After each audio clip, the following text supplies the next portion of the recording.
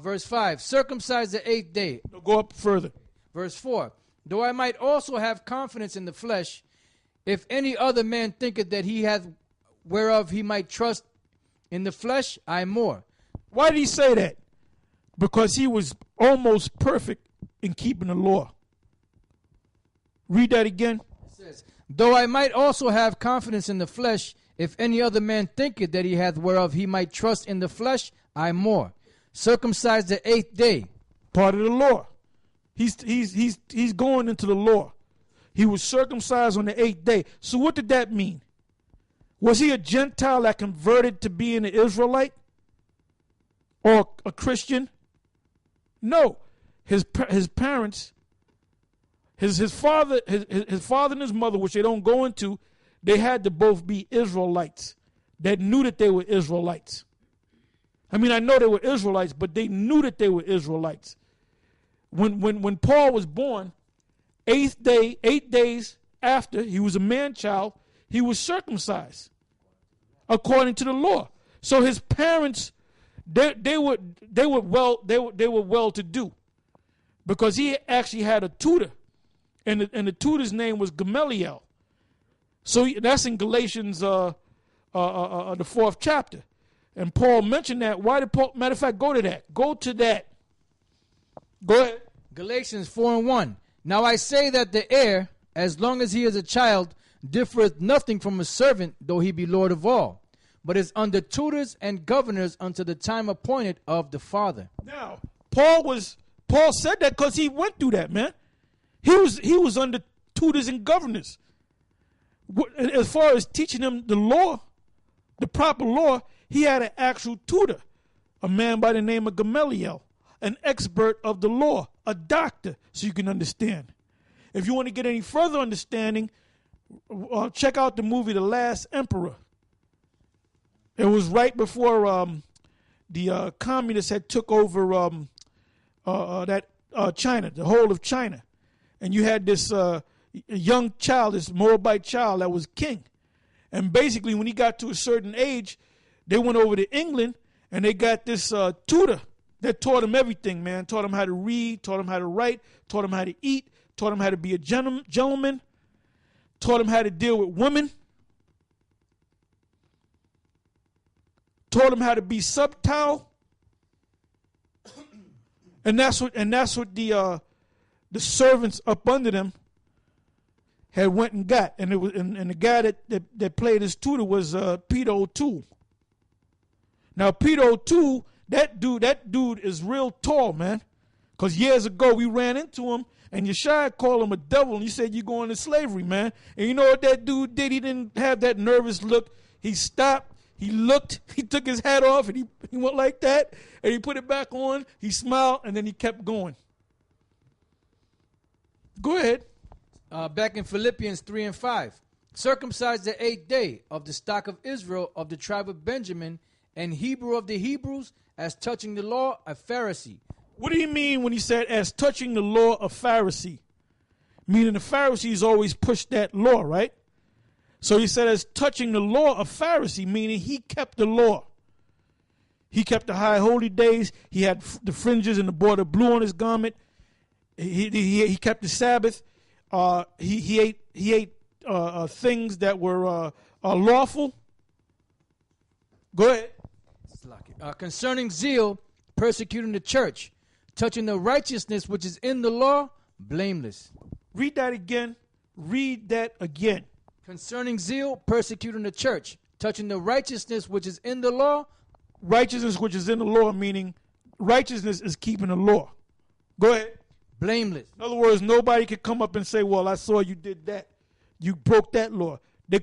Nobody could find any law that he broke. So they couldn't accuse him of anything. So he's talking about the law.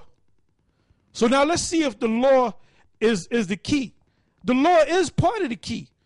Because once you get the name, once you learn this knowledge, once the Most High sup with you, open your eyes, then you know to grow a beard, you know to honor the Sabbath, you know to keep the high holy days, keep the Passover, so forth and so on. Go ahead. It says, But what things were gained to me, those I counted loss for Yahushai. What was gained to him? The law. One of the main things, that he had a prestigious position. Go ahead. He was known in Acts the 4th chapter. The scribes and the Pharisees referred to Peter and the rest of the 12 as unlearned. But the apostle Paul was learned. Go ahead. Yea, doubtless, and I count all things but loss for the excellency of the knowledge of Yahushai my Lord, for whom I have suffered the loss of all things, and do count them but dung, that I may win Yahushai. Right. He said, the laws that I keep perfectly, I count them but shit, that I may win Yahushai. So you're wrong when you said the keys is to keeping the law. Go ahead. And be found in him, not having mine own righteousness. What is your own righteousness when you keep the laws? Which the scribes and the Pharisees bragged about how they kept the law perfectly. But then Yahushua caught him out there several times. Go ahead. And be found in him, not having mine own righteousness, which is of the law. That's plain. That's plain. Of my own righteousness, which is of the law. Go ahead. But that which is through the faith of Yahushai. But that which is through the faith of Yahushai. The righteousness which is of the Most High by faith. By faith. All right? And that's what you don't teach your followers. So you guys that are following Nate, you should leave that guy. Because it could be detrimental to your health. You know? So do we finish that in Galatians 3? Do we read all the way to the 6th verse? All right, go ahead. Galatians 3 and 2. This only would I learn of you. Receive you the Spirit by the works of the law or by the hearing of faith? Are ye so foolish? Having begun in the Spirit, are you now made perfect by the flesh? Have you suffered so many things in vain, if it be yet in vain? He therefore that ministereth to you the Spirit, and worketh miracles among you, doeth he it by the works of the law, or by the hearing of faith? Verse 6. Even as Abraham believed the Most High, and it was accounted to him for righteousness. Plain. You can't get around that, man. So that argument, and like I said, I'm going to say this again. We're not saying don't keep the law. There's a reason why we got beards on our face. We don't have beards on our face because it's the height of fashion. All right? We don't have fringes on the bottom of our garments because that's a new fashion statement, man. We didn't keep the Passover because we didn't have nothing better to do on that day. We know you're supposed to keep the law. But that comes in an order.